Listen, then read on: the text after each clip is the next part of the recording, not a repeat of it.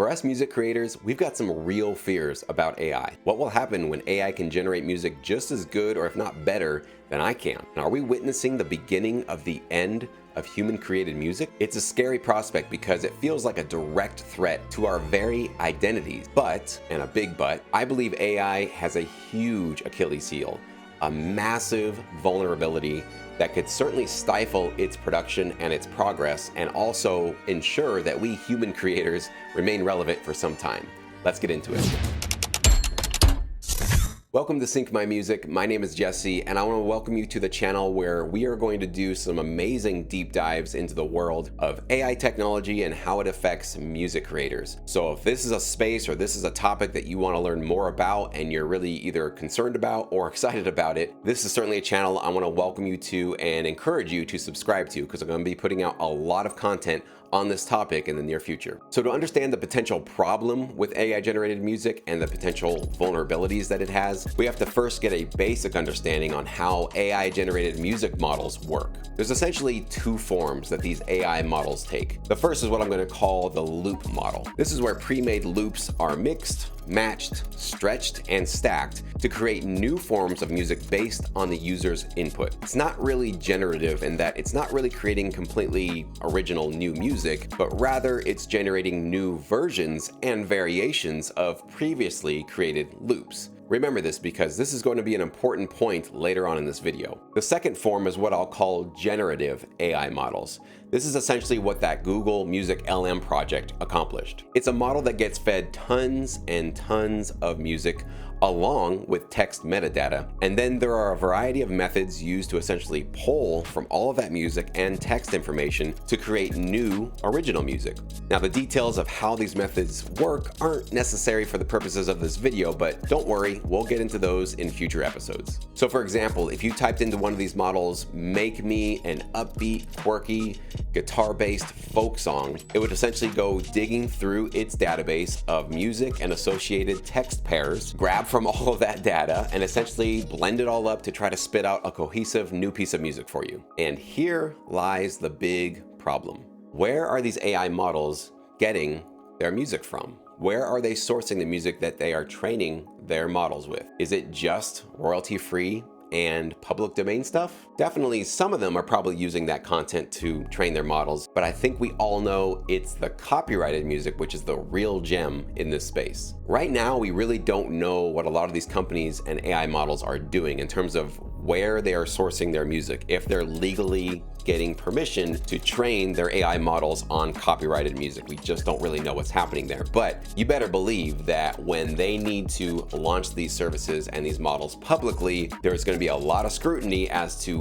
where they got that music and if they legally paid for copyrighted music to be fed into their machines. And with copyrighted music comes copyrighted legal risks. One of the industry's leading AI educators in the space, Max Hilsdorf, points out in one of his articles that in the Google Music LM paper, there's a probability of less than 0.2% to generate an exact match with a piece of music from the training data. While that does sound low, keep in mind that assuming the rate of 0.2%, 1 in 500 generated tracks would be a safe suspect for copyright claims. 1 in 500 tracks created by an AI model could potentially be infringing upon the very music that it was trained upon. Now, if these AI models are able to generate up to thousands, maybe tens of thousands of tracks in a single day, you're talking about multiple business-ending lawsuits being created in 24 hours. And by the way, you should really go follow Max's Medium articles. He does a great job of explaining this stuff, especially to those of us that are not necessarily coders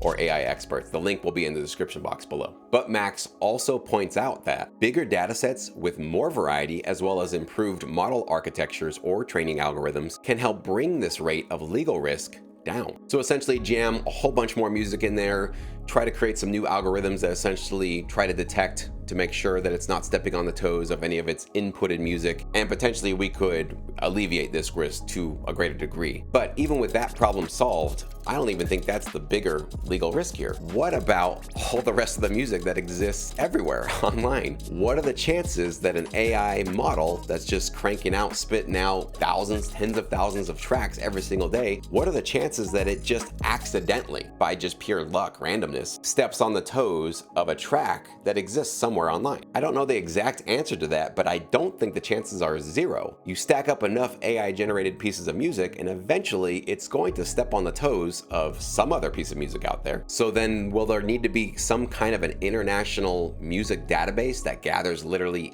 every piece of copyrighted and publicly released piece of music so that these AI models can cross-reference their output with that database to ensure they're not committing copyright infringement? Is that even something possible that can be done? Maybe. I don't know, but I know that there's a lot of catalogs, especially in the production music library world, that are not publicly available. They are behind a client password protected wall, many times a paywall. So it would require everybody who's ever put any music out online that's been copyrighted to opt in to an international database. That's a pretty tall order. So will these AI companies take this legal risk? Even if it's not 1 in 500, what if it's 1 in 10,000? Is that low enough for them to say, yes, it's worth building a business on this. We feel that we can be safe and we can be profitable with this business model? Or will they try to take the approach of protecting themselves, indemnifying themselves, and putting all the legal risk and responsibility on you, the person who actually uses the AI model to generate the music? I don't see that play working out well because most people are not going to use an AI model, especially not in a commercial sense,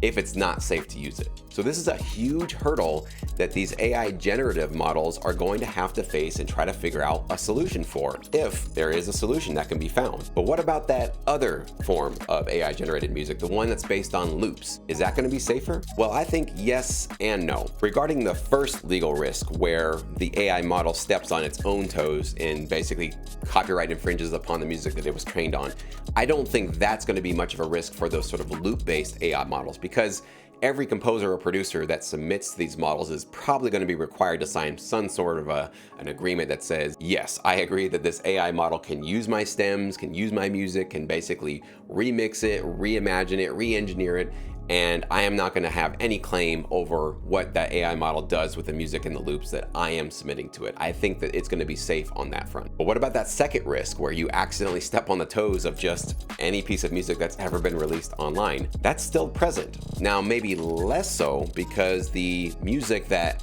this kind of an AI model was trained on is going to come from a much smaller and maybe more unique set of composers and producers, as opposed to other models that might want to literally have all of Spotify's catalog train its AI model. But regardless, these are the legal issues that all AI generated music models and companies are going to have to face sooner or later.